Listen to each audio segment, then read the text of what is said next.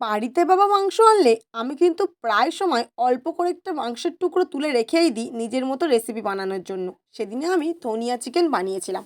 কড়াইতে তেল দিয়ে গোটা গরম মশলার ওপর দিয়ে দিয়েছি পেঁয়াজ, লবণ, লঙ্কার গুঁড়ো, হলুদের গুঁড়ো, আদা, রসুন ও টমেটো।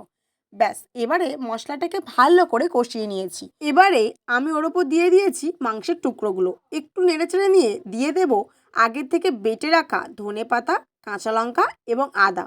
ব্যাস, এবারে একটু ভালো করে নেড়েচেড়ে নিয়ে ঢাকনা দিয়ে কিছুক্ষণ কিন্তু রেখে দেবো। আর হ্যাঁ, জল দিতে কিন্তু একদম ভুলবে না, কারণ মাংসটাতেও সিদ্ধ হওয়া প্রয়োজন। ঢাকনা দিয়ে রাখার পর কিছুক্ষণ পর ঢাকনা খুলে ওপর থেকে আমি গরম মশলা এবং মরিচ গুঁড়ো ছড়িয়ে দিয়েছি। ব্যাস, এবারে একটুখানি কষে নামিয়ে নিলেই এই ধনিয়া চিকেন কিন্তু রেডি হয়ে যাবে। একটু ঝাল ঝাল এই ধনিয়া চিকেনের সবুজ রঙের মাংসটা খেতে কিন্তু সত্যিই সুন্দর লাগবে। কেমন হয়েছে ভিডিওটা কমেন্ট বক্সে জানিয়ে যেও। দেখা হচ্ছে